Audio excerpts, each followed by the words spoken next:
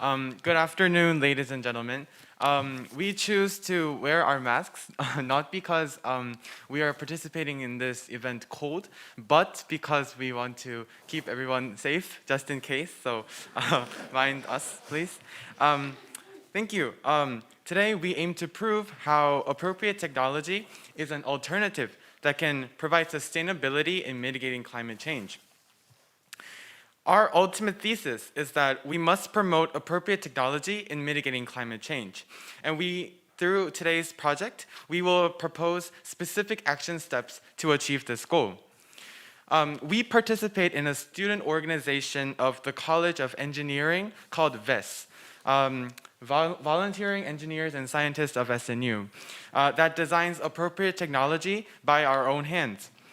There are many things that we feel and learn while developing and designing technological solutions to help the underprivileged people or work for the environment. While previous presenters have focused on the specific issues of the environment, we are here to introduce our enthusiasm towards appropriate technology and convince its significance in mitigating climate change and helping the overall environment. We will start off by introducing appropriate technology and its excellence. Then we will move on to sharing our experiences and difficulties. We will examine researches and projects by VES, and we will also show you the survey results upon hardships in designing appropriate technology. Then we will finally move on to implications and suggestions. We will talk about ways to tackle the difficulties we faced and make appropriate technology a better option. We want to make things easier for future engineers and anyone interested in designing appropriate technology. We will suggest ways to make appropriate technology a better option that is worth promoting. It is indisputable that the endeavors of the International Society for Mitigating Environmental Issues have rather been focused on macroscopic measures. Some major achievements regarding climate change are mainly marked by the international treaties or governmental actions such as taxation and bans. However, it is also true that the youth, as well as the rest of the normal people, are unheard in such large-scale decision-making process. We believe such microscopic attitude to investigate the lives from the very bottom is what provides sustainability to the many environmental measures that already exist.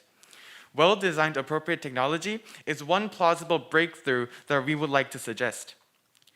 Appropriate technology is a concept which aims to create and distribute technological solutions that are economically affordable, locally adaptable, and environmentally sustainable. It makes people's lives easier by bringing developed technology to those who were previously excluded from technological privileges, while making sure every process is environmentally friendly. It is therefore a bottom-up approach that can incorporate innovative ideas and endeavors from a wide variety of social fields and disciplines while addressing the climate crises. In our student organization of appropriate technology, students from various majors gather to come up with the best solution possible. We incorporate our knowledge about many fields such as energy, electrical engineering, material science, chemistry, physics, computer science, economics, or even bionics. Also, though the problem of asymmetric information is prevalent in many environmental issues, appropriate technology does not become a problem, since it garners interest and ideas from a large number of people in a variety of demographics.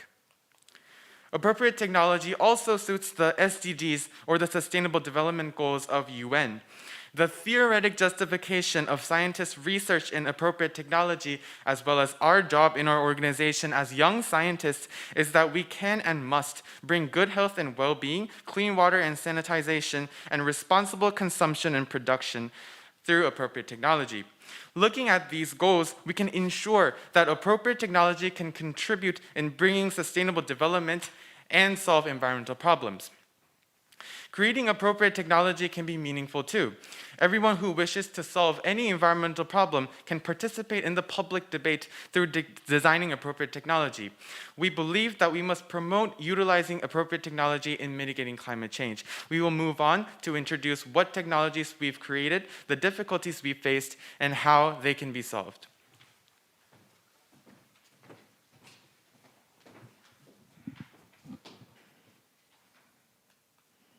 As mentioned, appropriate technology can be the key to solving environmental problems. I confirm this effect while participating in BEST projects in person. The aim of our activity is to substantially help improve the real lives of underprivileged through the appropriate technology. BEST is divided into international and domestic teams, and each team's project is carried by selecting a target group under the theme of social issues. In particular, projects related to the environment include bending volunteer corps and Laos volunteer corps in international teams, and upcycling kits and tamarind project in domestic teams. Above all, the domestic team carried out the Dream Team project to manufacture cotton sanitary pads using fabric waste and distribute them to impoverished women. It was based on upcycling, which can give a new value to a used product while reducing harmful substance generated with incinerating textile waste. In addition, there was a Tamarina project where team members who had been to Benzin crops with ideas for international projects in Korea. Since drinking water in most areas of Tanzania contains an excessive amount of fluoride above the WHO standard, we also conducted a project using tamarind, a local crop that has the effect of removing fluoride from the body. Moving on, the international team goes abroad and participates in the everyday lives of the targeted groups. The most important part here is helping repair original machines and infrastructures so the existing appropriate technology can be sustained. In Binh, Vietnam, we carried out a rainwater purification business to improve the quality of drinking water. Next, in Laos, the team conducted a project to develop and supply appropriate technologies related to the agriculture and livestock industry. We installed and repaired chicken farms and greenhouses and tried to develop the agriculture and livestock industry in Laos. According to the survey we conducted on BEST activities, we found 3 interesting points from BEST members. First, there were difficulties while trying to understand the everyday lives of the targeted beneficiaries.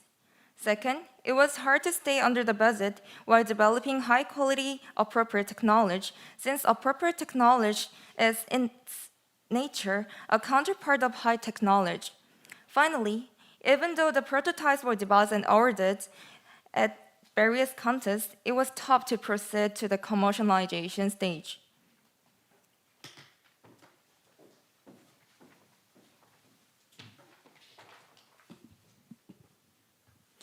Despite this feedback, we still believe that appropriate technology can be a useful tool in mitigating climate change. However, environmental education and investment in institutions regarding appropriate technology are required at this moment to make appropriate technology a more attractive option than it is now. First of all, more schools need to adopt environmental education based on field knowledge. This includes more than a theoretical approach to appropriate technology. It means that through experimenting with a variety of successful technology or business models, amateur engineers of the future generation will gain a deeper understanding of environmental problems in practice, naturally become familiar with the idea that climate change can be alleviated through individual actions, and eventually develop ideas that are actually applicable. It is not difficult to spot the concept of appropriate technology in middle or high school social studies and science textbooks in Korea these days. But they still focus on defining climate change as a large-scale global phenomenon where the fate of citizens in developing countries mostly depend on the policies of carbon-emitting giants. The student organization VEST is trying to overcome this way of thinking by holding lectures and activities in middle and high schools from many different regions about our team projects and appropriate technology in general.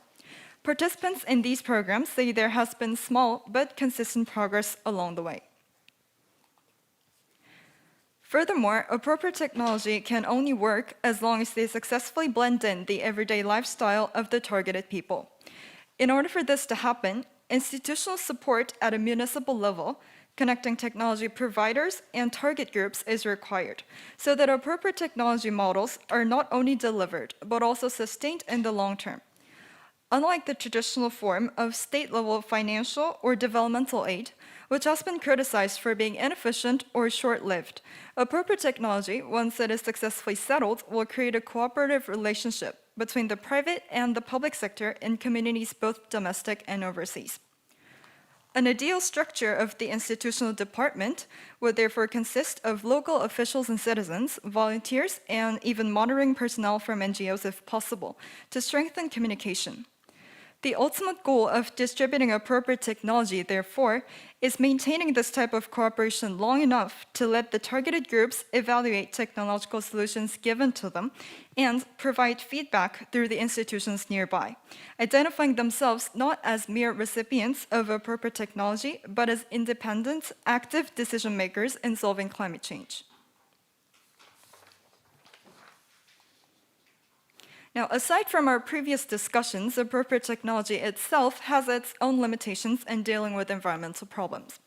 First, it is difficult to set a clear target for environmental issues, since almost everyone is a perpetrator and a victim of climate change or pollution at the same time.